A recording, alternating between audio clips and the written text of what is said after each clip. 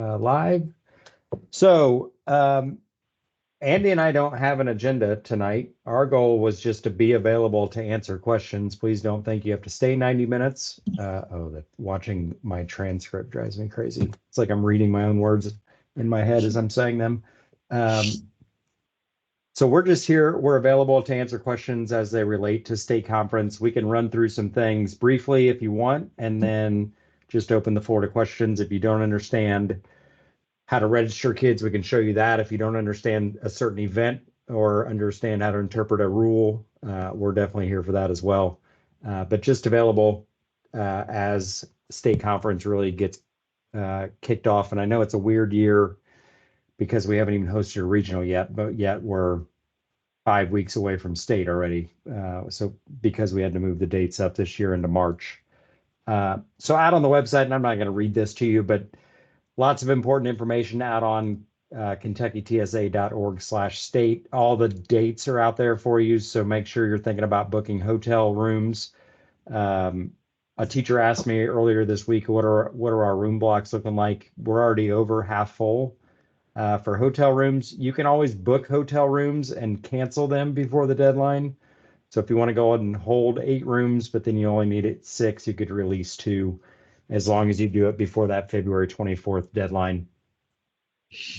Registration in our conference system is February 26th, and then your students need to get busy submitting into the online system, which is called Judge Pro, all of their PDFs or web links or YouTube videos or photos or whatever, video games, whatever they need to submit. And that you can understand if you look at the entry limits and event modifications. And if anybody here is like a super guru of figuring out how to make it to where we don't have 10 different links that tell you 10 different things, and maybe we could create 2 different links that tell you 10 different things, I am all for it. But we've tried to streamline as much as possible, but I know that you have to go here to find this and here and here. And I know it gets convoluted and a little confusing at times. But anyway, the event modification guide is going to tell you what to submit online. So it's going to, first of all, if it's highlighted yellow, it's going to be something they're going to submit online by that due date. And then you're going to have to look over here and figure out what they're going to have to submit. So in this case, it's going to be a digital portfolio for, and I'll just highlight that so you can see it temporarily, but so there's going to be a digital portfolio for architecture design. And I see some of you moving your head close to the screen, so let's zoom in for you. Same thing for audio podcasting, same thing for technology design, same thing for board games. So more than likely, if they're submitting something online, it's going to be a portfolio. We moved, I want to say, all portfolios online, so there won't be any more USB flash drives. There won't be any more clear report covers turned in on site for 2 reasons. One, kids end up having to come to our store and printing a bunch of stuff. Another one was flash drives ended up getting lost, and then people were complaining because it had all their homework for the week on it, which blows my mind, but it is what it is. So I believe that everything now is online, even on-site things. So when the kids type up their essay in the room for high school, they're going to submit it online right there in the room. No more flash drives. On-demand video will not be bring a flash drive to us at the registration desk. It'll be submit a link online by the deadline on site. So that should streamline some things for you, I hope, and maybe not put so many gray hairs in your head as an advisor, but I can't make that promise. It should. It should, yes. But yeah, a vast majority of what we're talking about right now is it will be an online digital portfolio for the vast majority. And middle school folks, if you're on the call or watching the recording, there's a tab for you as well. Anything again that's yellow is going to be submitted online early. And then some of those are going to determine semifinalists, which gets confusing again, and we apologize, but we try to take a national conference event guide, which is a 4-day conference, and crunch it into really a day and a half if you think about it, because we don't start until noon on Monday, and then competitions wrap up by like 8 p.m. on Tuesday. And so we have to do things a little bit wonky just to make it all fit within the confines of our day and a half long conference. If you don't include the social, if you don't include the award ceremony and all that. So that's going to be in the event modification guide. If you have questions about that, we can definitely go over it. So kids will submit online by March 4th.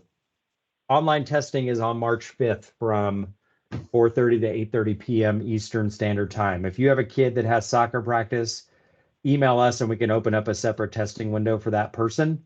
So don't get super frustrated if March 5th doesn't work for one of your Tech Bowl kids or whatever. We definitely accommodate as best we can up to a certain point. Like you can't say, hey, the kid wants to take it on March 19th. But during that window, that week, we can definitely open up a test window if they want to, and they can take that from home if they need to. The system's set up if they navigate away from their screen for more than 10 seconds. So if they go open up another browser window, it will kill the exam for them. So we know that they're out there searching for things. And we also have to take the honor policy into effect as well.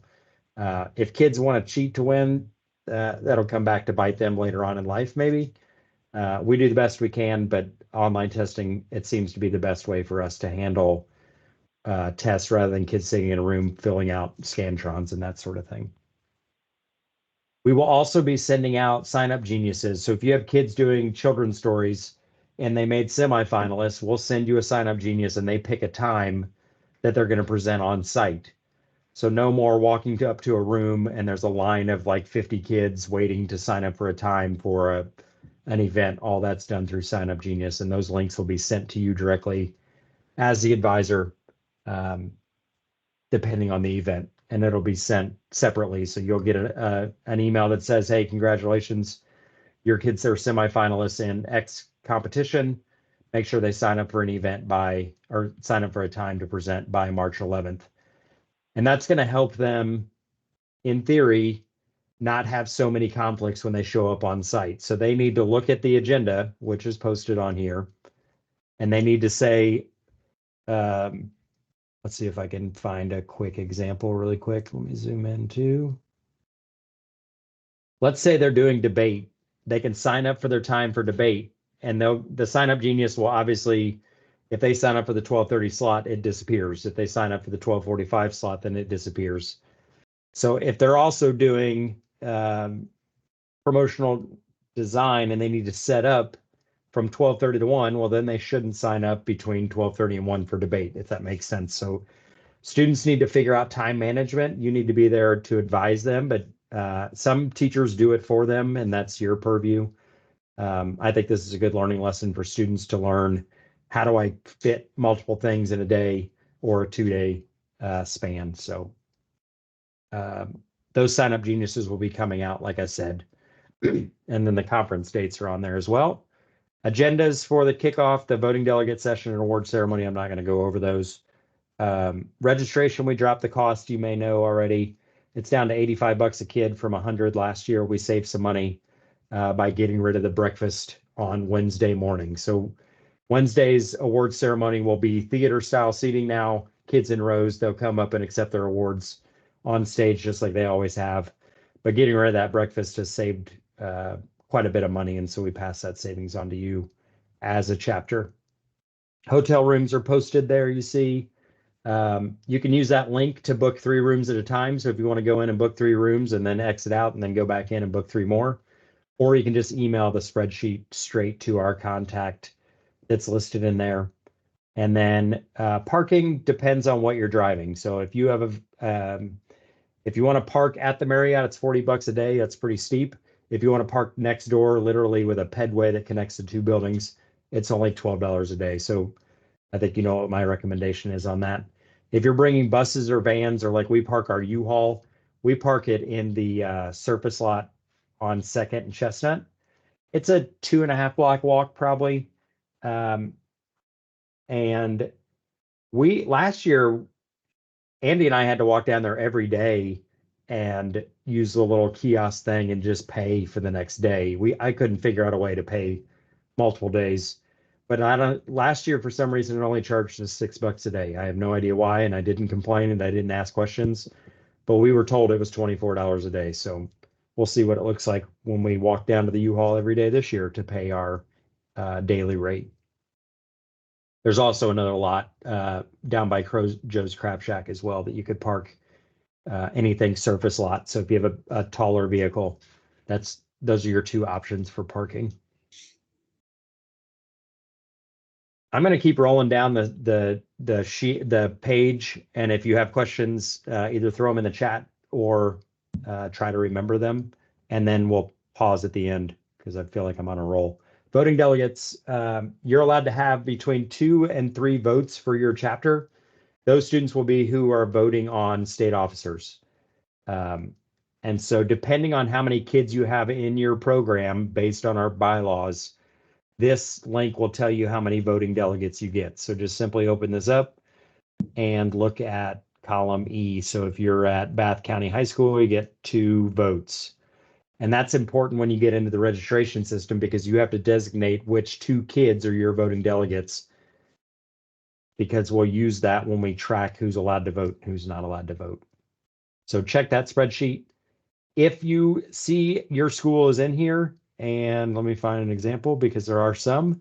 If you're at Paintsville High School, for example, that school did not roster by the deadline. Actually, they'd roster by the deadline, but they didn't put any kids in the system by the deadline. And our bylaws say by February 1st, we look at the number in the system, and that's how we tabulate voting delegates. So Paintsville High School gets 0 votes, but in the system, you're required to put in 2 voting delegates. And so just know, if you are one of those schools that you do not receive any votes, you still need to fake 2 kids, but they won't be able to vote, if that makes sense. And we'll show you the registration system as well. Ribbon requests. So that's just kids for some reason go gaga over the ribbons that hang off of their badges.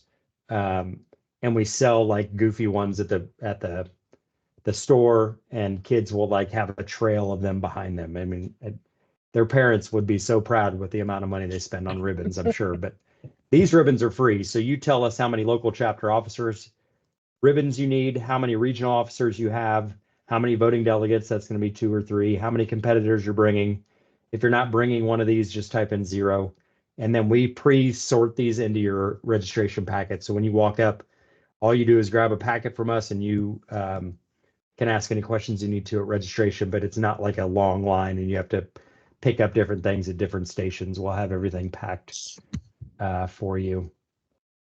If you're doing VEX, either VEX IQ middle school or VEX VRC high school, you have to register in the VEX robotics event system as well. There's no cost to that, but you do have to register. And we had a lot of issues with that last year. We had schools that showed up that were not in the VEX system. Well, then they couldn't be entered into the scoring system, and it delayed the entire event by about 2 hours because our event coordinator had to manually import them in. So please, please, please, all you have to do is click these links, log in to your robot event account that you already have, and then register for these events. Again, there's no cost to them. But we do have some teams in here already, which is good. So it looks like 6 schools have registered already. We will hound you on that, especially when registration closes on the 26th. We will hound you between then and March 4th to get into this system as well. 4 forms. The top form you see here has to be filled out by you, saying that you've collected the medical release form and the code of conduct. We don't want those. We want you to be able to, if something happens to a kid, we want you to be able to have those forms so you have their insurance, you know what they're allergic to. So you keep these 2 forms on you at all times at the conference. This form you submit before you submit registration, saying, I have collected all the forms. It just gives us assurance that you've done your role and your part. And then if you have kayak kids, whoever's piloting the boat in the pool needs to have the waiver filled out by their parents. Semifinalists will come out actually this needs to be updated a little bit because I think I've already, no, I haven't. I'm lying. This will have a link to the semifinalist page. It's also in the app. So kids can see as we post semifinals, if they've made that, and then that will determine sign up geniuses, or that will determine like photo tech. They have to come back to a room and then do something on site. Structural is another good example. The top 20 from day one get to move on and then build on site and then break their bridges or their structures on day 2. And then all these other links are going to be important for you just to get kids ready. So if an event has had an update from the national office, it's going to be out on this website. So for example, they've tweaked some things for podcasting. Make sure kids see that. Board game, they had an issue with the go, no go. So they've fixed that here. But remember, they only touch the event guides once every 2 years. So if they put an update out on this page, it's not going to be in the event guide. And they do that because they don't want you to just have to go download the event guides every week and hope you catch an update. So this page is the authority for any errors. And middle school, same thing. Yours are going to be in here as well. So flight, they found a couple issues, inventions, innovations. So have your kids check this website just to make sure that they're up to date on their, and that's going to be for regionals as well. And most importantly, national conference. Themes and problems. Hopefully your kids know these by now, but I talked to a teacher today that had no idea that there was a theme and a problem for video game design. So kids don't just get to go make whatever video game they want. They have to make, at the high school level this year, a fantasy adventure. So they may have the most amazing video game that rivals Grand Theft Auto, but if it's not fantasy adventure, it's probably going to get DQ'd or potentially a rules violation. Either way, it's not going to perform very well. So Mark, we've got a question, and we might need Cheryl to ask this verbally because I'm not sure I understand what she's asking. She says, "Where's the flash drive for board game? Go, no go?" Oh, yeah. Back on the. I'm not. So she's talking about. She saw this on the competition update. So it says, in the rubric, they forgot to put in the. Let me pull up the rubric. Oh, Once okay. again, these event guides don't get touched, but every 2 years. So if we look at the rubric for board game, and that's a good question, Cheryl, they missed in the go, no go section. Sorry, I'm going to make you nauseous by scrolling really quickly. But here in go, no go, they said that for some reason that it has to be printed and on a flash drive. Well, they've clarified that and said the documentation portfolio has to be present on a flash drive. But again, remember, that's what Nationals does for National Conference. We are not doing any flash drives. Everything we are doing is being submitted online in the Judge Pro system. And so I'll show you what that looks like, since that's a good topic to cover. So your kids in the agenda, if they're competing in board game design, let's use that because we're on a roll. This over here is the link for them to submit online. So they're going to come to this. You will have their login. I will be sending that to you. And all it is their ID from the system. So in all reality, I can come out here into the registration system and I can grab, I just created my son and daughter in here just to show you. I don't know who has all that feedback, Andy. Can you mute them? It looks like, I don't know who's glowing blue, but, oh, there we go. So I can grab their ID and I can go plug that in. And then we have a generic password for every kid will have the same password for your sanity. And of course, I don't know what it is right now, but anyway, they'll log in and then it'll say, you're entered into these 2 events or these 4 events or however many online events they're doing. And it's going to say, upload your PDF of your portfolio. And then they just simply click submit.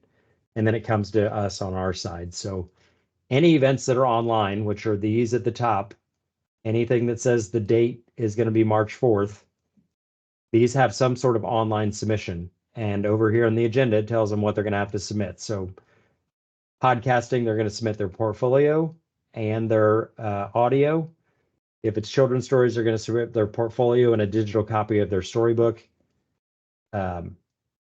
So this is going to tell them what to submit, and then they just click this link, and I will. Just for clarification, it doesn't have to be done only on March the 4th. If they get it done and it's ready to be entered at any time up to midnight of March the 4th. Yeah, we will get emails from advisors at 12:03 a.m. and I will not see it at 12:03 a.m. I guarantee you. But we will see it in the morning, and they'll say, "Hey, my kid tried at 11:58 to submit their portfolio and their internet died." And we'll accommodate the best we can. But again, we're trying to help kids understand time management, and deadlines are not the time you start working on it. It's something you need to prepare for well in advance. So regardless, high school or middle school, your conference agenda is going to tell your kids which events. Middle school has much less because we understand that middle schoolers' time management organization is a little bit more of a challenge. So we don't have nearly as many online submissions. And then if you came in late, we talked about the testing window. So if there is an exam, that will be online. We will send you credentials for kids to log in before that March 5th deadline. And you'll have that in plenty of time. The testing window will open at 4:30. They can take their test anytime within that window. But do know once they start their test, they have 60 minutes to finish it. So if they log in at 5:32, they have to be done by 6:32. If they have multiple tests, they can take all of them during that window as well. And again, if there's soccer or there's a drama or a band concert or something going on, just email us and we can open a test window specific for individual considerations for sure. I think I'm at the bottom. Dragster sheets are always nice to have. Do know that we make these at the state level. One year there was not an error, but there was some weird wording that confused a couple people. So do know that these dragster spec sheets are honestly for you to spec your kids' dragsters. We use these at state because it makes it a lot quicker to spec dragsters. But the event guide is the authority, and we've tried to say that several times. So make sure your kids are using the event guide just in case we've made something kind of funky when it comes to the verbiage. But this is the exact same thing in more of a written form. And one thing to keep in mind, we are in the 2024 conference season. So do not let your kids, if they started building a dragster last year in October of 2023, they're still building it for the 2024 conference season. So they need to follow all the 2024 specs, if that makes sense. And another thing I'll point out, and this came up, I got a text about it this afternoon from an advisor. Dragsters have to be one solid piece of material. It can't be, and dragster this year for high school is super funky, probably on purpose, because the guy that writes the theme is an evil genius. I won't mention his name, but he is the state advisor in Georgia. For high school, it must have horizontal wings extending from both the side and front of the rear of the car, but yet the maximum wheel width cannot exceed 90 millimeters. And so what I picture is like an F1 car where it has a spoiler on the front and a wing or a fin on the back, but that wing or that spoiler cannot exceed 90 millimeters. So the kids can't cut a balsa wood blank to 60 millimeters wide and then glue 15 millimeters on each side. Does that make sense? It has to be one solid piece of material. Now, we didn't have any last year, but this was in the event guide last year. It's wood or plastic. So kids can 3D print dragsters this year or last year, although we didn't have any, including urethane molding foam, which I don't know what that is. Andy, do you know what? That's the fusion kits that Pittsco Oh, sells. yeah. So Pittsco sells fusion kits now. Thank you. Yep. So it's a plastic composite. Pittsco also sells a jumbo block, which is wider than the normal dragster blank. So you could get those to mold your horizontal fins. Yeah, but do keep in mind that it even talks about no add-ons. You cannot add anything to it. Yep.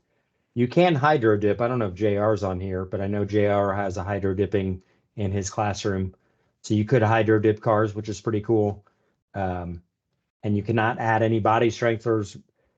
If they see Bondo or anything like that, it will be disqualified as well. So this honestly DQs 20% of the cars that show up to state, which is sad. But kids will do something that's just not simply allowed at the very top. And again, in that spec sheet, which I've now lost, this goes into all the details as far as mins and maxes. We do when we spec cars at regionals or state, when we come to the first out of spec, we stop at that and we move that one aside because we have 70 other cars that we need to judge. So keep in mind, if your kids get DQ'd on the axle hole and it's 10 millimeters, let's say, that doesn't mean anything down below wasn't also would have been out of spec. It's just we got to that one, and if you read the event guide, all of these have to be within spec. And I'm always we have advisors that help us spec these cars and like, but that's not teaching the kids anything if we allow them to be out of spec. It's also not fair to the kids that met every spec. So talk to them about NASCAR. Yeah, NASCAR is the same way. Adam Connect is our keynote. He's super cool. He's actually we think he lives in Louisville now, Andy, maybe? Yes. I'm not sure. But he works for Amazon Web Services. He was a 2-time TSA national officer from Kentucky, as well as a state officer 1 year. So he's going to do a great keynote. American Cancer Society is our community service project, and you can read more about that on the website. There is a scholarship if you have seniors interested in $500. There's 2 scholarships available for that. And that takes us to the end of the page. So I'm going to stop talking because that was a long rant and pause for questions. Andy, do we need to catch up in the chat or? Cheryl just had one more question. I answered her, but we can bring it up for everybody. She asked, should like board game, even though they submitted electronically their portfolio, should they bring a printed copy and the game board to the interview? Well, to determine who's going to have an interview, they turn their game boards in prior to that time, and they are judged, and then that determined that score and the scores of the portfolios that were judged prior to conference will determine who comes to the interview. So the board games will already be there with the judges, and the judges will have access to the portfolios in Judge Pro, so they don't necessarily need to bring a printed portfolio. Yep. Andy's exactly right. Anything that they submit online, the judges have access to all throughout the conference and before conference when they're prejudging. But board game is an example. So they're going to submit online by March 4th, not on March 4th, right? But hopefully on March 2nd, they're going to submit their board game portfolio. And then on site Monday at 1:30, they're going to come to Salon A and they're going to drop off their board game. And I'm going to put that on here just so kids know that. Board game. If they are selected for semifinalists based on their portfolio and their board game, then they will get a Sign Up Genius. And then on Tuesday, they will present sometime between 8 and 12, whatever Sign Up Genius slot they sign up for. And so that's kind of the flow for board game. And if you're on, it looks like several of you are on this agenda right now. I just sorted it by event, and that may help you a little bit kind of see the flow of some of these events. And some of our events are going to be like that. I think architecture design is going to be like that as well. So they're going to submit a portfolio online. Then when they show up to conference, they're going to bring their model. The judges will look at that. And then based on the online portfolio and the model, we determine semifinalists who will then present Monday in, it looks like, the room place. So if that makes sense. And I think this for you is currently view only, I'm guessing, but I hope you know you can still go to data and create a temporary filter and filter it by event. And so that way you can, if you have kids interested in just board game, you can go send them, just copy and paste this and send them so they know what that schedule looks like. Because it does get, when it's sorted by date, time, and then event, it gets really confusing to figure out, well, what am I doing for that event? So do know that you can go to data and create, it's going to say not create a new filtered view, but create a temporary view, and you should be able to sort it. Is it On, downloadable? Is it? yeah, I don't know. Is anybody on this so they can download the Google Sheet right now?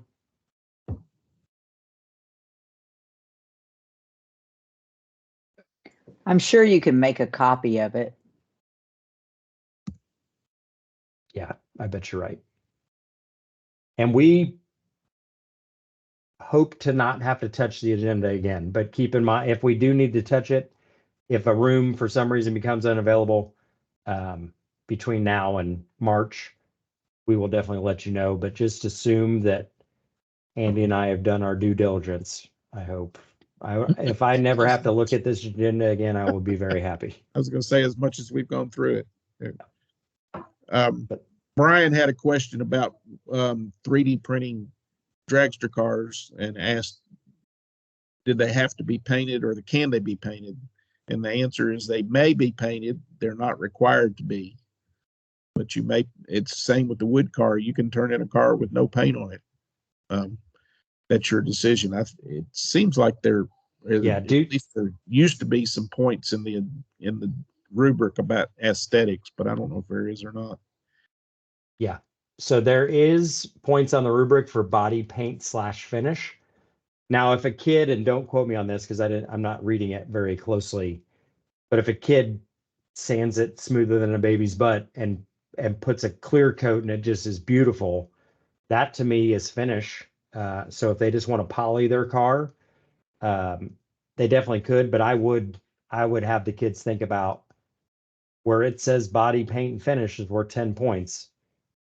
What does that mean to them and how do they interpret that? But good question. And middle school, I would assume is going to be the same. And one thing that happens, not every year, but does happen, is the first place car may come in fourth place by the end of it. They may have the fastest car, but their drawing was crap and their paint was terrible. So just because your kids have super fast cars does not mean that they are going to place in the top 3. So it's yes, the race is important, but they also need to think about their construction quality, their paint, their finish, their assembly, their drawing, their completion and quality, and the materials list. So they need to have a materials list on that drawing as well. We don't do interview at regional or states. You can ignore this, but they do at nationals. They will interview kids, and honestly, they do that to make sure the kid built the car. They're going to ask them questions that they try to trick the kids up a little bit about, well, how did you do that? You know, what type of power tool did you use to make that internal slot on the bottom of your car or whatever? So ignore the interview. We don't do that at regional or state. We just don't have the time.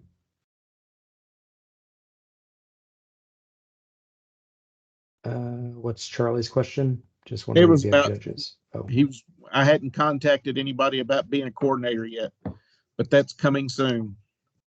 I've been concentrating on getting all the emails out to potential judges and scheduling judges, and I haven't done coordinators yet. So that's my plan for next week.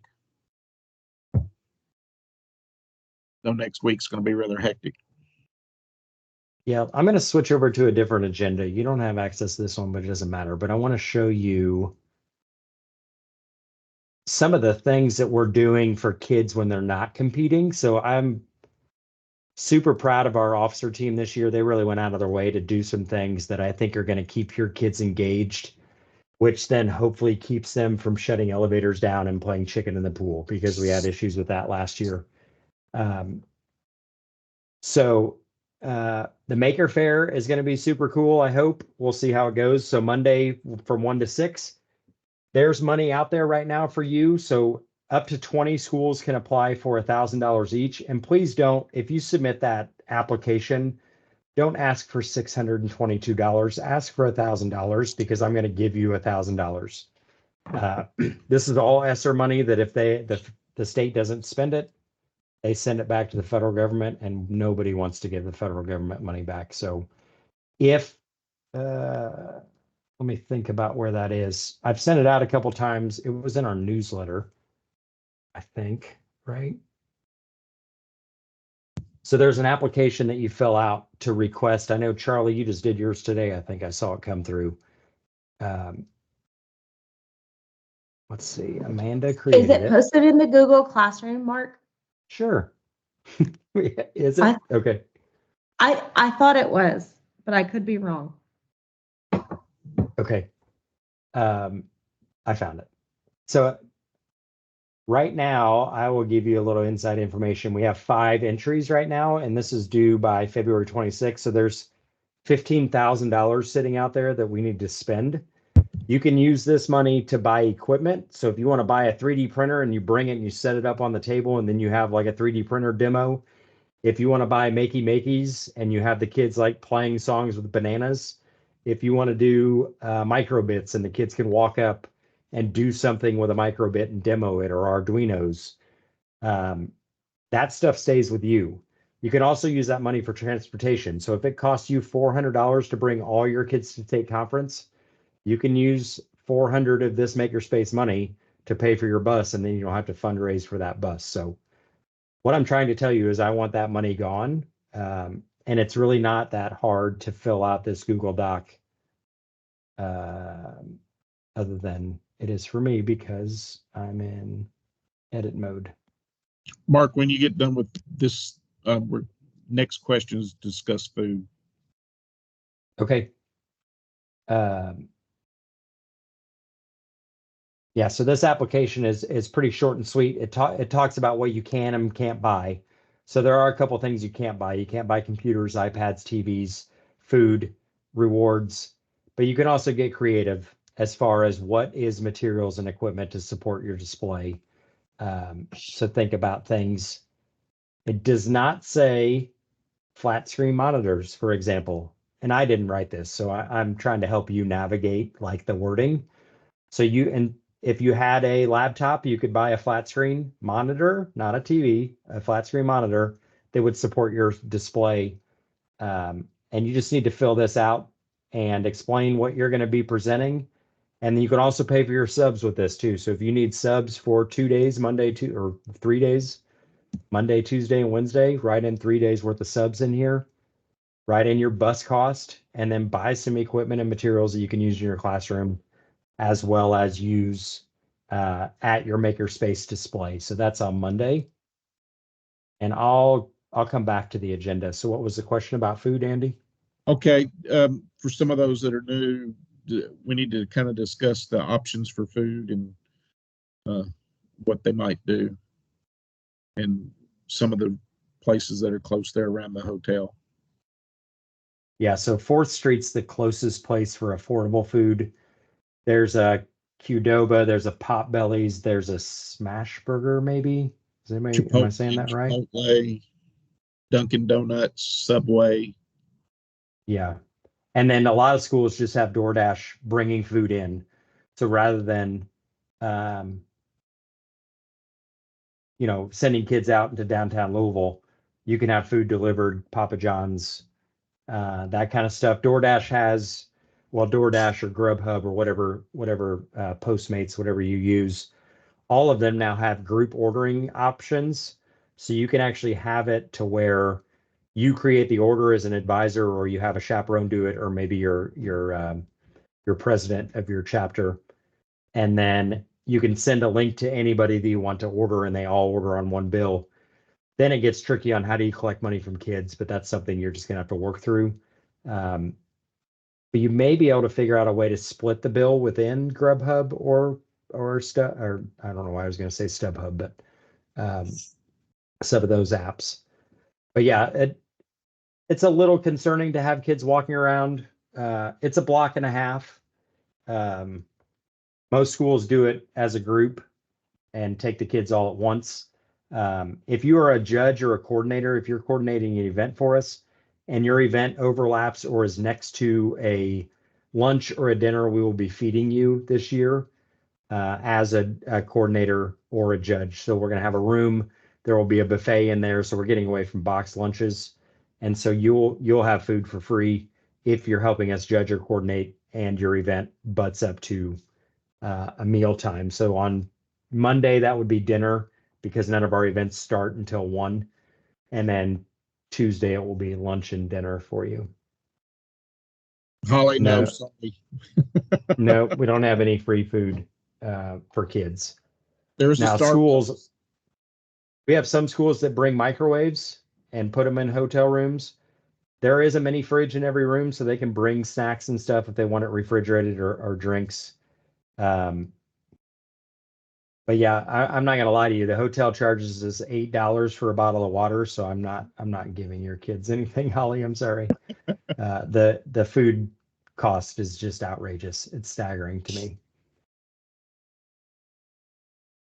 I will say, and I shared this with the teacher yesterday, I saw several schools that picked a spot out in the second floor lobby, and one of the advisors or chaperones had one of those foldable wagons, and they had food and snacks in that wagon, and the kids knew that when they wanted some, I thought it was you, but I wasn't going to say. But it was more than one school that did that, and the kids knew where to come get it. My daughter was in a chapter whose advisor did a similar thing, and what she did was actually she had a chaperone. They used their room at the hotel, and they actually coordinated all the meals. Now the hotel doesn't really want you doing that, but if you're quiet about it, and as long as you don't throw it up in their face, they're probably not going to say anything. But each kid was assigned to bring like 3 loaves of bread, and somebody else was supposed to bring cold cuts, and et cetera, et cetera. And when my daughter was in that chapter, most of the meals were served in that one chaperone's room. And the kids knew that in a given window of time, they could go there for breakfast, they could go there for lunch, and then they would announce if they were doing that for dinner or going out. And so those are options.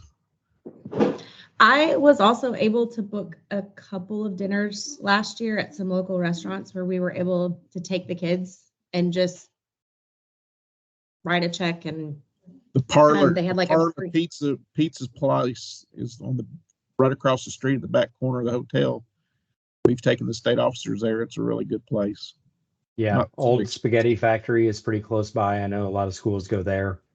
But yeah, there's pretty much any type of food you want downtown, which is nice. When we used to be out at the Crown Plaza out by the airport, the only thing you really had access to was the bowling alley burgers, which, don't get me wrong, were great, but you can only eat so many bowling alley burgers. And when we're done with food, we've got another question. Okay, go ahead. All right. Mary asked about team events and testing. They don't all have to test at the exact same time. Let's say you've got students in Tech Bowl, so you've got 3 students on a Tech Bowl team. They all have IDs, and when you register them as Tech Bowl Team 1, the system has those 3 student IDs. So when they log in to take the test, once all 3 of them take the test, at one time or another, they're given an hour mark to take the test. 60 so minutes, sometime within that 4:30 to 8, all 3 of them log in and take the test. Then the computer finds those IDs and combines those 3 scores to determine. So they don't have to be sitting together and take the test at the same time. They can all 3 be sitting in their bedroom at home and take it anywhere between 4:30 and 8. But once they start, they only have an hour to take the test. Yep, and that's important. Yeah, they don't have to be in your classroom or your lab. They can take it from anywhere they want. I wouldn't recommend on a phone. It needs to be a device with a pretty decent sized screen. If they need a calculator, there's one built into the system.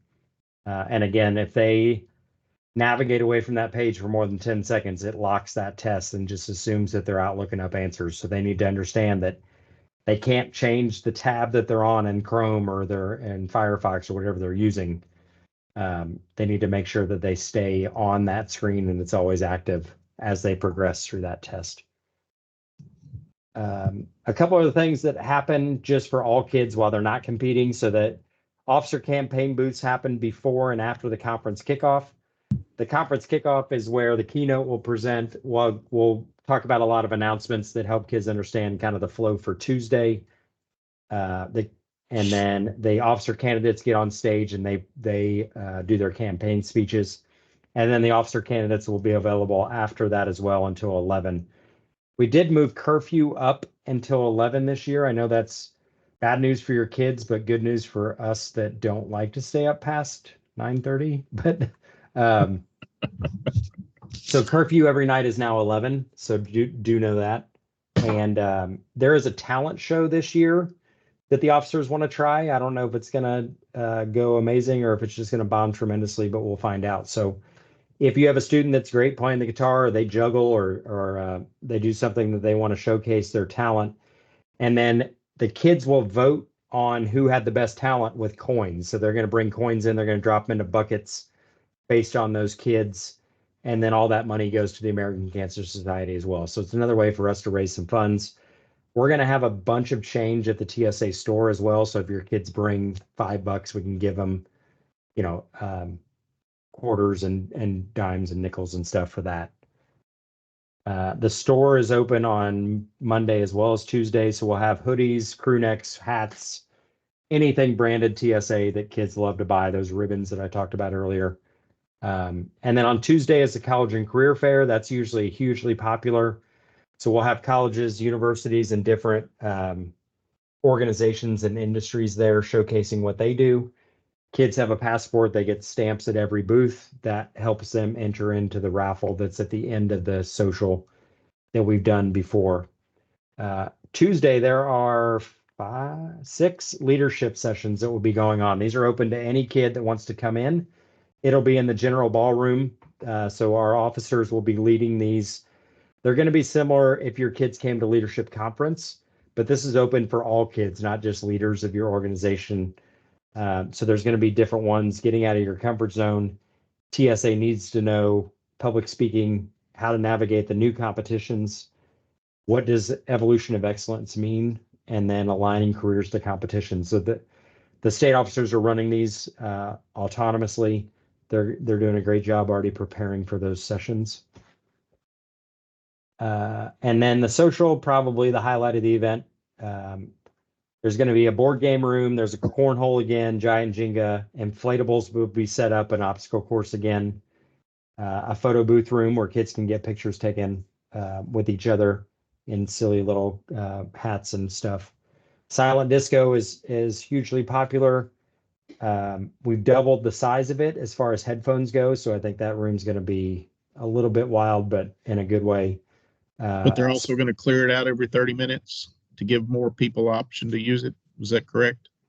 45 minutes. So Okay. halfway through this year, they're going to kick every kid out, and then they're going to let a whole new wave. Because if you were there last year, the line to get into silent disco was like out into the lobby. And if you know how that was structured, that's a long line, like past Starbucks. So at 9:15, they will kick that first group out and then bring in a whole new wave of kids so they can have a chance to disco silently. And if you haven't seen silent disco, it's pretty fun to watch because everybody has on headphones. They can tune into different songs depending on what color their headphones are. And there's no music to be heard by the general public, though. So kids are just dancing and singing out loud without you being able to hear the music. So it's, what am I missing, Andy, in the chat? Charlie was just talking about You hear something. I think Gladiator is going to ask to be a vendor at the career fair. Oh, great. Drew, we ask the judges all the time, and all we can do is ask. We can't force them. We do our best to provide as much feedback as possible. Yeah, Drew asked if judges could provide more feedback. 1 or 2 word responses doesn't help a whole lot. Yep. Yeah, it's even in our judges webinar. I just recorded that today. So that's being sent out to judges as they sign up. Yeah. And some of it is time, thinking about, if there's 20 teams that they have to judge in a 4-hour window. But also it's tricky if they're giving their time or taking the day off of work, or work is allowing them to come. But we definitely encourage it over and over again, and coordinators need to be encouraging that as well, as we need good constructive criticism and good constructive praise, not just great job, because that doesn't tell a kid anything, especially if they want to move on to nationals. Regionals is even harder, because if you think about some of those events, they're 90 minutes long, and for judges to give 15 teams feedback in 90 minutes, we do the best we can, and we'll continue to encourage it for sure. Let's see, spike ball video games. The raffle concludes again. Curfew is at 11, and then Wednesday morning there's room to put your luggage in. We bumped the award ceremony back to 9 to give you more time in the morning to check out of your rooms, and then the award ceremony will run from 9 to 12 again, theater style. No breakfast to save money overall for that conference. So those are the things going on that are kind of not competition related, but again, there's a lot more going on than last year or even pre-COVID. So we're excited about that. Let's see. Mary says, is it okay for high school students to attend some events without an advisor? Yeah, absolutely. So they can go to any of those leadership events. The college and career fair is wide open. It's out in the foyer, so that's open to the public. Some of our events are open to the public as well. So if you're not sure if the event, like a competitive event, sorry, I should clarify that. But if you, like, even as an advisor, if you want to see what system control looks like, you can go just peek your head in the door and say, hey, do you mind if I pop in and just watch what the kids are doing? Like that goes for 90% of the events. Some events are closed intentionally, like prepared presentation. If you interrupt a kid while they're in the middle of their presentation, that's not fair to that student. And so that event is closed. Flight is closed as kids are flying their planes, because we don't want you opening a door to create a draft in the room. But you can, again, we'll have a doorkeeper for flight, and they'll say, okay, you can go in because kids, there's nobody flying their planes right now. But I encourage you to see all the events so you know what to expect for next year. So if you want to walk into a room, again, the presentations are mostly closed. Like if the kids are giving it, if they're being interviewed for video game design, there's not much really to see anyway, but that is not open for the public. But if you want to peek your head into tech problem solving and just see how crazy that room is, and Drew, I know you can attest to the chaos that is tech problem solving. But we hope, boy, Rusty is just relaxing there. He's in like a lazy boy or something, just relaxing. Does he know he has a camera on? That's the question. Oh, Lynn knows exactly what I'm talking about. He's gone. He sat up after you said that. Yeah, that's right.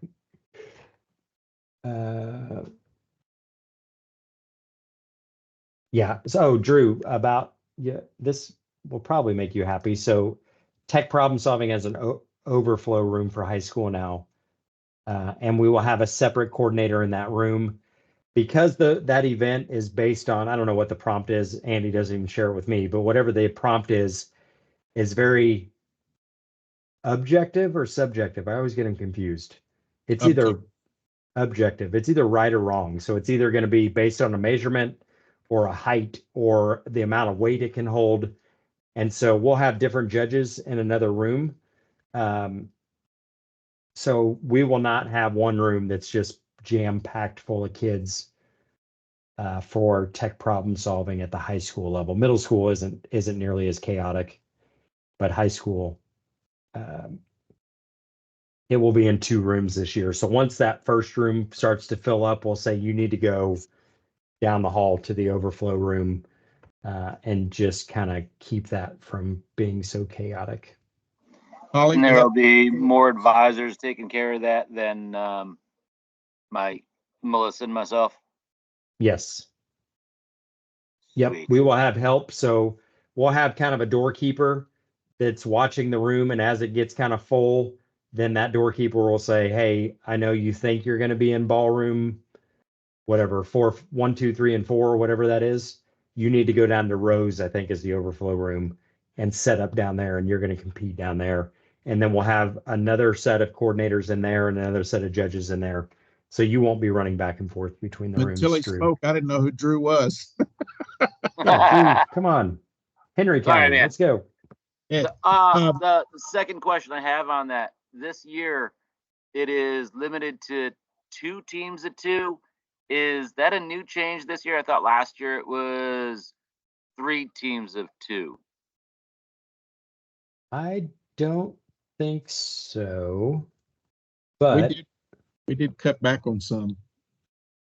I think it was 2 teams of 2 last year too. It may have been. But it just feels like there were a couple tables filled up with the same school coming up asking, I don't have cutting boards. I don't have eyeglasses. And it seemed like there were a lot more than 2 per school. I'm not Yeah, against, but it will impact some of my students. I thought in an email that we got earlier that Mark, like they did reduce the number because it had been so chaotic. Because with more schools affiliated, we expect more. And to answer Holly's question, last year we had approximately 1,400 at conference. So with the rate we've been going, we're expecting 1,600 or more. Yeah, I think that's a good guess. But we have no idea. I can't tell you there's over 200 kids already registered in the system and it just opened 2 days ago. So that's great that teachers are already in there. Again, deadlines are deadlines, not the day you start. Let's see, Andrew, this is last year. It was 2 teams of 2 for high school anyway. So that didn't change. I honestly thought about dropping it to 1, but that's such a fun event that I didn't want to limit it. And so that's why we decided to do the overflow room. And for those of us that make our kids do a minimum number of events that they're active the whole time, that is a good event to send them to. Yep. And I will tell you one that, and I mentioned this just a minute ago, system control technology. And let's not look at that anymore because that's last year's and I don't want to confuse people with numbers. I have no idea where this year's is. Doesn't matter. System control is like tech problem solving, but with robotics. So the kids show up with a box full of Legos, like Lego Mindstorm or EV3 or Vex IQ or Vex VRC in a box, and then they have 3 hours to build something and program something. And if we look in CRAM, for example, like if you go, oh, that's not it. If we go into Google Classroom, into the TSA Advisor Classroom and look at some old CRAMs,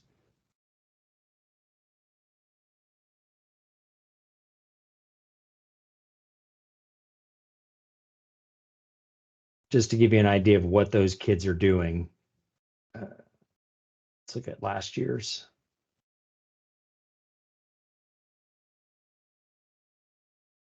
It's going to be way down. Oh, too far. So you got system control. This is what they had to do. So they give you a fictitious problem that your company specializes in industrial automation. They have to build some sort of system. Blocks have to be kicked out 90%. So they're basically building like a conveyor belt system that does something. And it's a team of 3. So usually it's a builder, probably 2 builders and a coder is what you need to think about. So you've got 2 kids building the device and then 1 kid programming it on their computer. And then they have to have it do all of these things or as many of these things as they can. So it's a pretty neat event if you have robotics components in your room that the kids could bring with them. But let's look at tech problem solving really quick, and I'll pull up middle school too, just to make sure everybody understands what to pack in their toolbox. We've had several questions about this year. So if you open up the tech problem solving event guide and zoom in so we can all see, it tells you what size the toolbox has to be. It's pretty big. It doesn't need to be that big. So they can bring any cutting device they want. So they could bring scissors, they could bring box cutters, they could bring, I don't know, another cutting device. As They long can as they're bring- not battery or electric powered. Yep. They can bring adhesives. They can bring Uncure. If you're not familiar with that, that's something that makes super glue unbond. And if you can't find any fingernail polish remover, Yep, that works too. But you can also buy like debonder off Pitsco. They need to have fastening. These are temporary fastening devices. We've had kids leave a straight pin or like a safety pin in their device and say it's part of their device, but notice it does say temporary.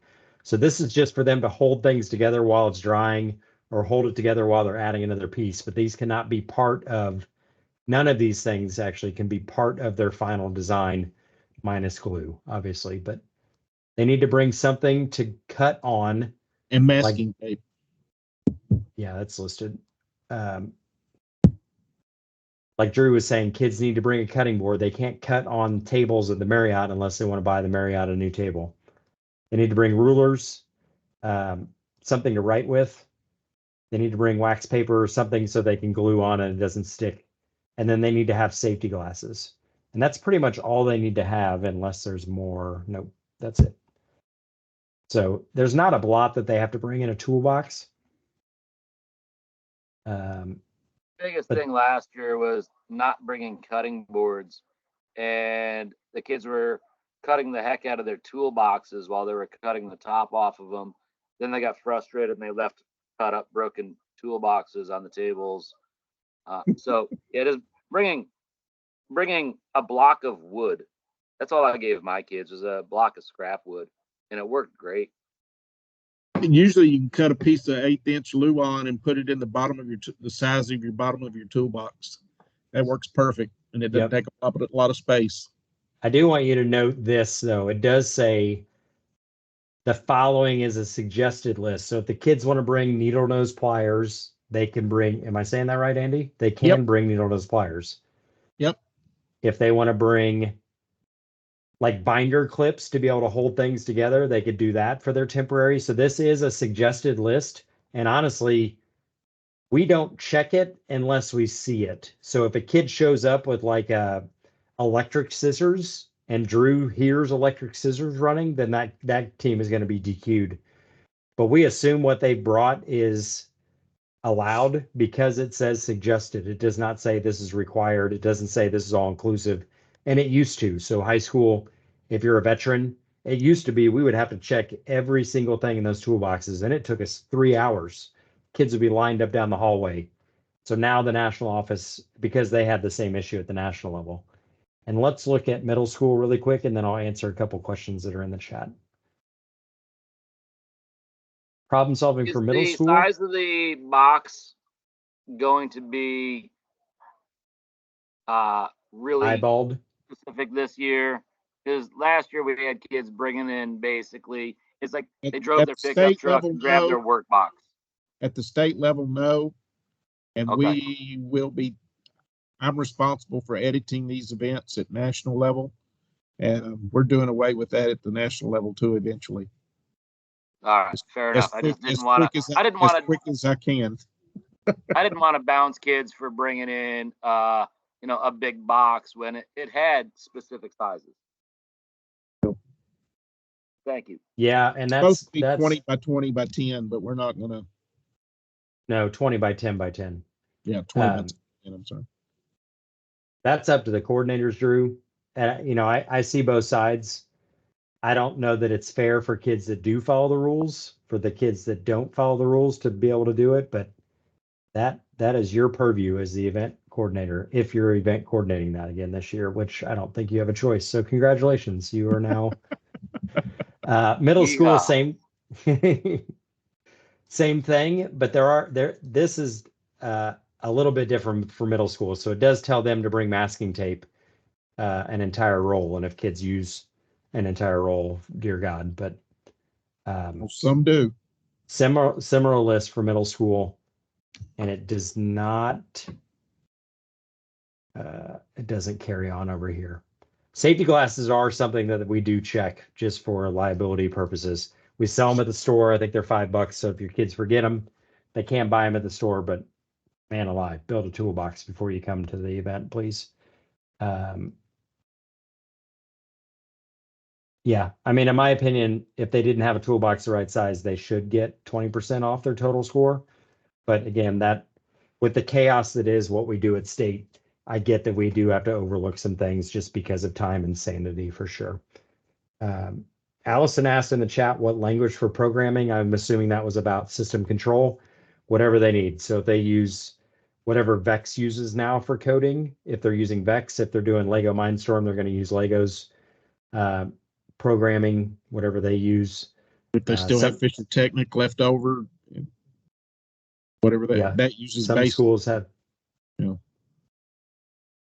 have Fisher Technic, so you would use the programming software that you would, whatever goes along with the robotics platform that you're bringing with you. So there's no specific programming language that they have to program. And then Mary asked, can a middle school advisor register and accompany high school students? Yes, but they have to be attached to the high school as well. So you would need to, in the TSA database, this system, not this system, because Well, it's they could loading put them slow. in as a chaperone. Yep.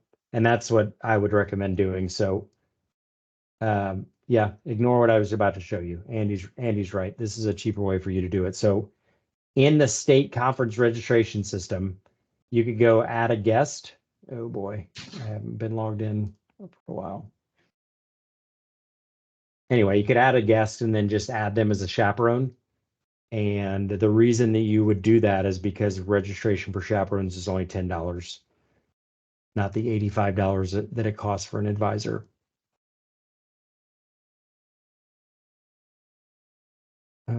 Get back to my fake chapter that I have here.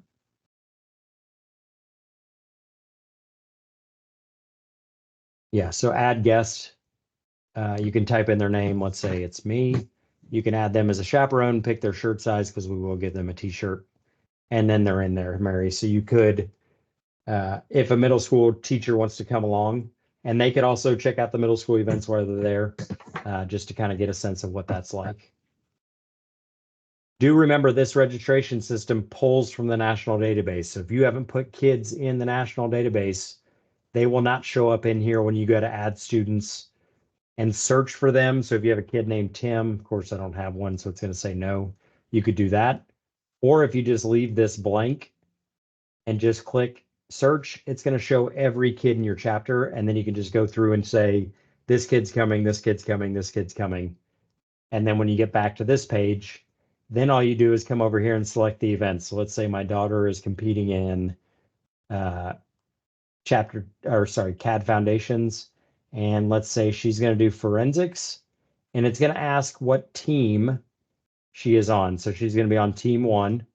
And is she the team captain? That is important because she is going to be the one that submits anything into the online system. So make sure you pick your kids that are responsible. That's a bad example because that event doesn't have it, but let's do inventions and innovations. So now my daughter is going to be the team captain for inventions and innovations. And she is going to be the one that's responsible for uploading the online portfolio into Judge Pro. You as an advisor can do it as well. So it's open to advisors or team captains. And let's say if you haven't met my son is not the most responsible, so he is not going to be the team captain. I'm putting that on my daughter, who's 4 years younger than my son, but I trust her to do that. And if you have an older son and a younger daughter, you probably know what I'm talking about.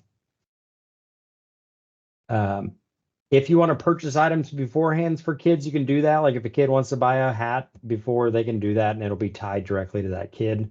You would be responsible for collecting that money. We don't have many schools that do this, except for sometimes teachers order like 15 conference pins just so they know they have them when they get there.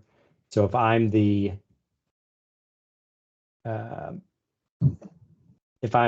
chapter advisor, I could go ahead and put in, I want to go ahead and buy 25 conference pens.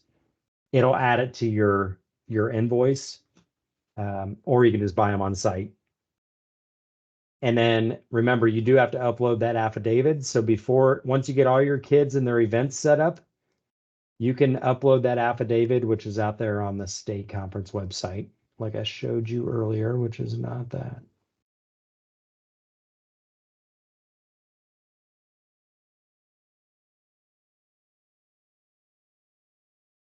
this guy. So you can download this. It just has to be filled out saying that you have all those files, all those papers on file for every kid in case something happens.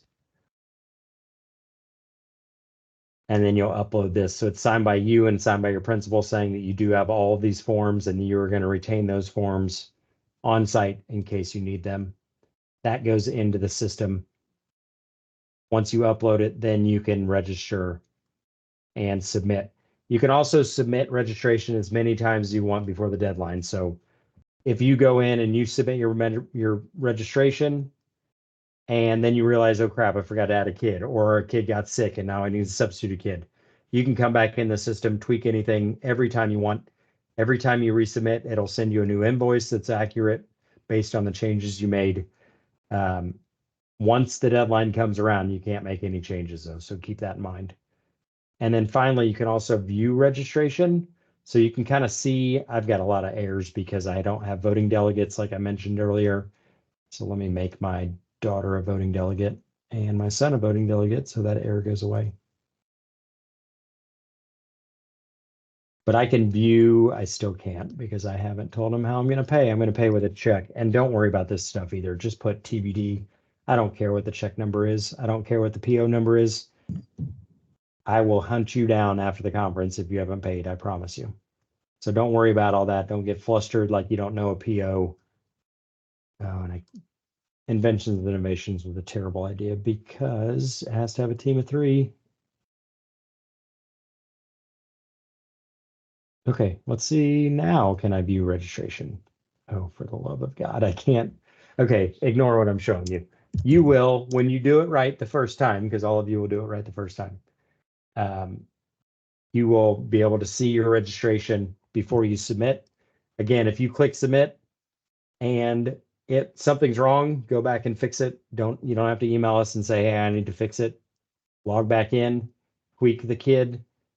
You do need to put in their t-shirt size. Every kid gets a free t-shirt and every advisor and every chaperone. So make sure you put in their t-shirt size. We'll have those sorted out for you. You pick up a whole pile of t-shirts as you come to registration on either Sunday night or Monday morning, depending on when you show up. Did we answer Holly's question, Andy? Yes, I did, but it might be beneficial for others. But Holly's at a school in Louisville, so she said some students may not be staying in the hotel. When do they have them delivered there and picked up? I would suggest looking at the agenda. Be there a little bit before the starting time, and on the pickup time at the end, allow some extra time in case the event runs over, because sometimes they do. Yep. Yeah, so depending on the event that they're in, just use the agenda to figure out, well, and again, you could do a temporary sort. One thing your kids will get on site, once registration closes, we can generate a custom schedule per kid, and you will get that at registration. It's a piece of paper, and it will tell them where they have to be and what they have to do. And so that's off your shoulders. Now, getting them to show up to those places may be your problem as an advisor, but we try to help you eliminate some of that. So instead of you having to look through an agenda that's 300 cells long or 300 rows long, each kid will get a custom schedule that tells them where they need to be. And then the app as well. And this isn't going to work, but if you download the app, they can go into the agenda and save it directly to their phone. It'll populate onto their Google Calendar or their Outlook calendar or whatever kind of calendar they have on their phone. They can save all their events, and their calendar then should remind them, hey, 15 minutes, you need to be somewhere. So inevitably they're still kids, but we tried to give them multiple opportunities to know where to be and when to go where. But yeah, if they're being dropped off,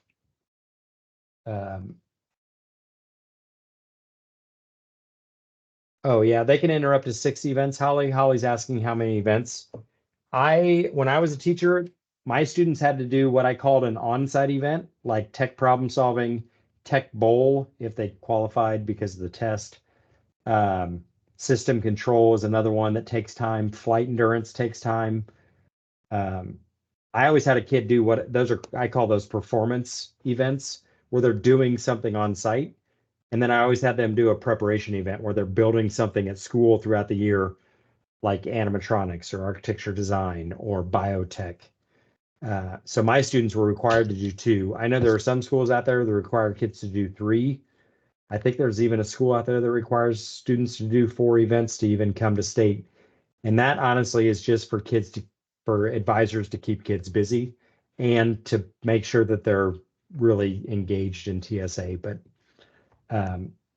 you do have to think about the structure of the schedule too. So coordinators are told to allow students to come and go, but if it's like coding, that's a 2-hour event.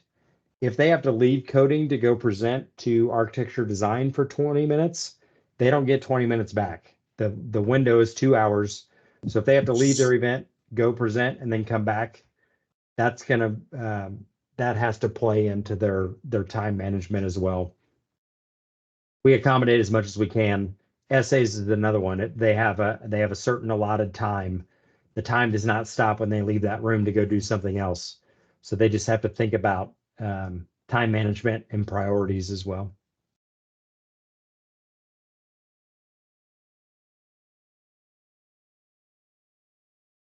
Any questions about events specifically or themes for the events? Or even regional questions for that matter, because those are coming. I mean, our first 2 regions are this Friday. Morehead State and NKU are both running this Friday. How do you plan on running robotics at the event? You need to ask your co-teacher, Shane Ware, because he's running the event. So is it going to be modified? Do you think? I haven't even asked him, but is he going to modify it like they normally do, or is it going to be, paired up teams, like in alliances? Alliances. Okay. You'll have to ask Shane. I'll ask him. Yeah, we follow what the website says. So out on TSA Web, if you go to competitions and click on Vex Robotics, we follow whatever this document says, but I've never read it because. Have you sent it to Shane? Yes. All right, I'll check with him and see if he's got it. Because yeah, I mean, it honestly runs. It should run the same as it does at any Vex competition, from my understanding. Well, I know in the past they've always done a modified Vex event at state. It seems like where they just maybe do one-on-one or do a skills run and then take the top, or kind of whatever the person running it wants to do. Same game, but just they modify how they do it sometimes. This says that teams will compete in a robotic skills challenge where one robot takes the field to score as many points as possible. These matches skills, autonomous coding, and then that determines the top 8, which will do 1v1 in a single elimination. Does that answer your question? Yeah, so that is a little bit different then. But I guess he probably has this. I can show it to him. Yeah, and I'll email it to him just to make sure. That's high school. Middle school, yours is going to be a little bit different for Vex IQ.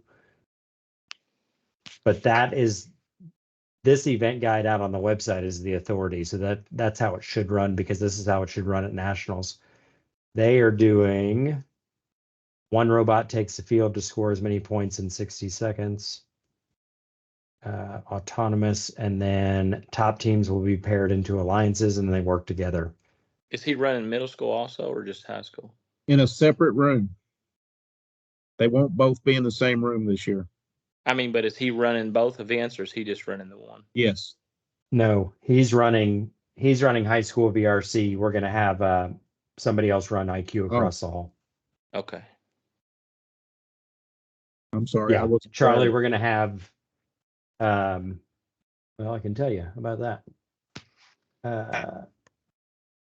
Vex IQ is in the same room as last year, I believe. Oh, no, scratch that. Vex VRC high school is in the same room as last year. And then at the same time, across the hall, must be on Monday. Yeah, so middle school is in the room show, And high school, where are we? Is in Salon F and G. So that'll, we also limited the number of VEX high school teams. I think we cut one team so that the room won't be nearly as chaotic as it was last year. Will Shane need to be registered as an advisor, or is he just going to be?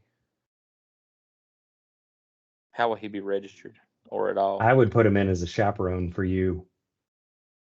But I would guess I mean, if I know Fayette County, they don't like teachers leave unless they are like registered to go do something. I know Shane's special or thinks he's special, but True that. but Cheryl was asking what's the normal time frame for VEX. So the team meeting is Monday at 12:30, and then the event runs from 1 to 8:30. It's a long event, and it depends on how well your kids do. I mean, they may be kicked out by 2:00 if their first portion doesn't go very well, and then we tear down the arena after that. But it's a pretty long event by the time we get to the alliances at the end. How many teams are normally part of X? I can tell you last year, just to give you an idea. It was pretty well attended last year. Again, the biggest issue we had last year and why the event ran so long is advisors did not register their kids in the robot event system because the scoring system is tied to robot events. So make sure that you go out, scroll down, not the main page, but scroll down the state conference page. Find this link and either register for VEX IQ or VEX VRC to make sure that they're in that system. So last year, where is that, Andy? Numbers. It just says numbers. Event number. Oh, one over. Got it.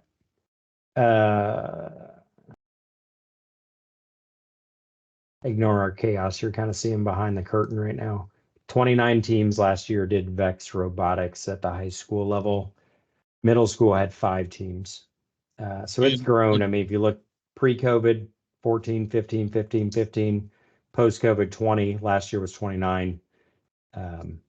Point of clarification, though, I believe even if you're registered on RAC as a VRC team outside of TSA, I think you have to re-register as a TSA team, even with the same number, because I think it's a different number. Actually, they distinguish between the two. So Cheryl, if you're already registered and you compete outside of TSA, you have to register again. Yeah, and I think what Andy is saying, anyway. Right. You have 2 different numbers because when I went through all the registration, I had to contact somebody and they helped me with it. And so we have a VEX VRC number and then we have a VEX TSA Correct. VRC number. Yeah. But yeah, so you have to go ahead, Cheryl. On the robotics, do they have to submit their engineering notebook like they do with the others? We don't judge an engineering notebook. Judges for that. Gotcha. Thanks. Yeah, if you look at the event matrix, the event modification guide, VEX robotics. Yeah, must be registered in both the TSA system and robot events, no engineering notebook. Yep. That's just simply because of time. But yeah, so like Cheryl's saying and Andy are saying, you have to actually create a brand new account in robot events. Am I saying that right? So you have to register a second time. Yes. And then you can then register for our event. So if you go to robotevents.com, go register. And I think I'm saying that right. It's convoluted and it's annoying, but there's nothing we can do. So honestly, your best bet would be to go to robot events and then come down here to VEX TSA, either IQ or regular, and then click register a team and jump through all these hoops. Is there any extra fees associated with that? No, No. it's free. And so it is under one account. So it's all under Eastern High School for me and my email, but it's two separate team numbers that you register. Yeah. It's a mess. Okay. Yeah. Yep. But yeah, you can walk through these. You can log in with whatever your account is. So ignore what I said earlier. You don't have to create a separate robotics event account, but you do have to go and add a new team that's tied to your TSA VEX team or something. It is what it is. And again, just try the best you can. You can always reach out to us. We can help you muddle through that. But that did hold us up by about 2 hours last year. So we got to get better about streamlining that a little bit.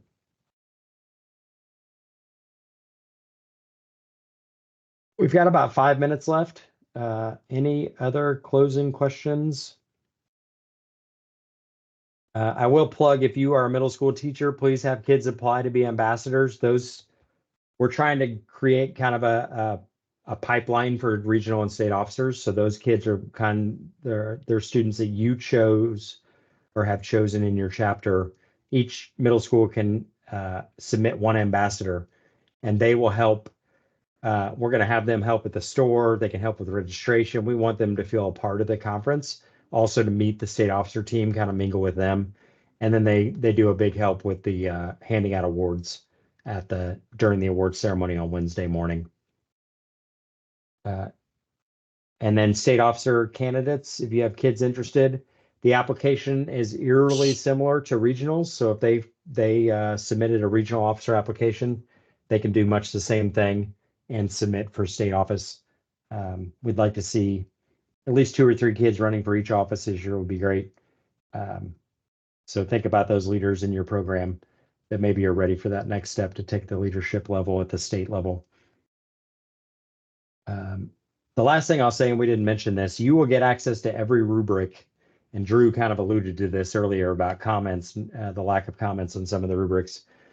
But when the conference ends, we'll send you a link. You'll be able to log in and download every rubric from every kid and see how they did. Especially if they're thinking about nationals. And then another thing I'll plug, we haven't talked about this yet or announced it yet, but April 17th, we're going to host at Elkhorn Crossing School what did we call it, Andy? National prep. Yeah, National Conference Preparation Meeting. And so we're going to have funding for you. I think it's $1,000 travel stipend. Does that sound right, Andy? Again, ESSER funds that we're trying to get rid of at the state level. So we can give you money for your sub and your travel. We're going to bring everybody to Elkhorn Crossing that plans on going to nationals, or as many people that want to come. And then the whole day is going to be your kids presenting to other kids and other advisors and getting feedback in order to get better and ready for nationals. So I think it's going to be a great event, especially those of you that plan on going to Orlando this year. So that should be a pretty cool thing. So more to come, but you could block off April 17th on your calendar, and we'll have money for you to pay for your bus. We'll feed you and your kids that day. So it should be a neat event that we're going to try and see how that goes. Will there be money for advisors traveling to nationals? I mean, I think in the past you'd given some. Yep. Yeah, I have a pot of money that we'll divvy out per chapter that will help advisors pay for their trip.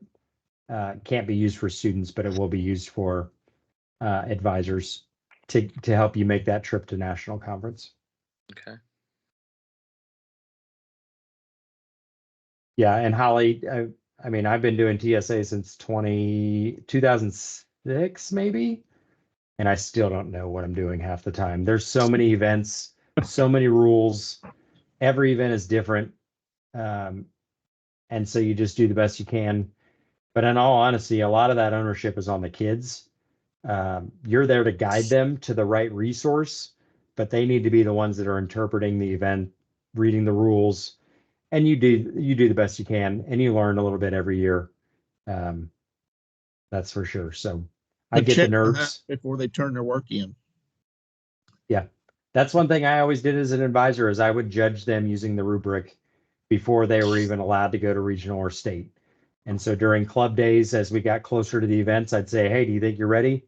And I would judge them. And if I said, hey, this isn't cutting the mustard, I'm not wasting my time and my money to get you to this conference. Charlie, it's past your bedtime. Yeah, I'm right behind you, Charlie. So we are here to help. This is not the only time you'll hear from us. Please text, call, email, and we will do the best we can to get back to you as quick as possible. I have one quick question. Yep. Will you guys be helping us kind of as we do reservations for nationals, or just pointing us in the right direction on how to navigate that? Last year was easy because it was in state. This year I'm more nervous. Yeah, so registering for national conference? Not the registration part, but just like the travel. And do you have recommendations for who we can call to do flights and things like that? Oh, we can definitely look into that. I mean, like you could use a travel agent like All Tour. I'm sure they would take your money and they're going to charge Well, you like I mean, $40 a flight, but yeah, well, I mean, that's my question is I know that this isn't the first time it's been somewhere where people have had to fly. So are there more seasoned advisors out there that say, okay, this is how I've taken kids? I can tell you in all over the- your district, Stacy Davis would probably be the one to ask. Okay, I can reach out to Stacy. She goes every year and she flies when it's not close. Okay. yeah, I don't know. Go ahead, Rusty. I have flown, I've driven, and either way, I mean, it just depends. We've taken a bus, so I think about all the ways are, you know, it's not too hard. It's just funding and getting the money together for it. Yep. In Owen County, the Yes. kids just wrote checks, and up here, it seems like we have to, you know, in Lexington, it's a little bit different. So You Well, might Rusty, think I'll be about it- giving you a call. You might think about a group of schools getting together and chartering a bus. Yeah, that may be an idea too. That's a good idea. I'll Probably tell you half what, it's not $1,000. cheap. I mean, we chartered a bus one year to Atlanta and it was $11,000 for the bus or something. It was like $200 a kid and you can fly to Atlanta and back for $200. So Oh yeah. I Yeah. think at that, Erica, to your point, I think at that April event, as kids are presenting to kids, we could pull advisors aside and have those kinds of conversations. Like, how do you plan on getting down there? And one cool thing they're doing this year is it's a Universal Studios afternoon, all TSA. It's not like they don't close the park just for TSA, but there's a day that they block the schedule off where there's no competitions going on. And so everybody can go to Universal if they buy the ticket. I don't know. It's like $110 a kid or something, but keep that in mind. That should be a pretty fun event. And then they have discounted tickets for multiple days at Universal as well. And I think it's already on the website.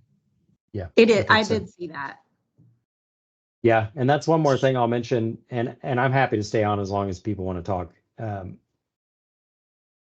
If you're thinking about going to nationals, you can always book rooms right now and drop them later.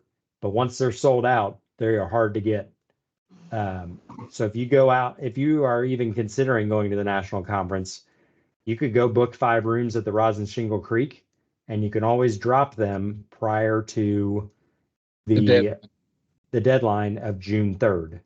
So you can You go don't want to book be your in the rooms. overflow hotel. Well, the overflow is next door to Volcano Bay. Other than you're riding a bus for like 15 minutes, it's on Universal Studios property, which is pretty cool. It's not that That might not be so junky bad. I'm just talking about in rosin. the past at other places. Yeah. Yeah. No, I honestly thought about staying there, but I have so many meetings at the conference. I don't want to be riding a bus 3 or 4 times a day. So I don't know it to be the case, but I was told that it's possible that the rosin is already full. But there will be rooms turned back in. it's not. Okay. Hang on. I can tell you. I'm not supposed to tell you this, but Well, I know it's getting full. Okay, somebody told me that they had talked to an advisor that tried to get rooms and that there weren't any. But it could be it weren't the type of rooms they wanted. There are 3. This is as of Friday. Last Friday, there were 300 rooms left out of 1,400. Wow. But Cabana Bay has 500 rooms left. So again, if you're thinking about going, book some rooms. You can always drop them later. They don't charge you anything. They probably should, because that's what happens is every advisor out there books 10 rooms and they only need 2. And then they drop them closer to the deadline and then they end up with empty rooms. But that's the way they built their system and that's their fault. And then here's information on Universal Studios in case you have kids wondering how much it's going to cost them if you want to do that. And then even the schedule's out for nationals. So you can think about, you really need to be there on the 26th. Because some events you do have to check in that night. So most schools fly or drive in on the 26th. And then 27th is full day, 28th is a full day. And then the 29th, that Saturday, is when they blocked off 6 hours to go to Universal. Again, optional. And then the 30th is the award ceremony. And then everybody leaves by noon on Sunday. And that gets convoluted too. We'll have a call about that because some events are state advisor approved events. Some events you can send up to a certain number of teams or kids just from your chapter. So we'll have another call about regionals or about nationals, sorry, just to help you understand all of that, because some events we have to approve at the state level for you to go. Some events you can send whoever you want. So we'll talk about that in April before all of that is due. Any other questions? I'm going to stop the recording if you want to say anything off the record.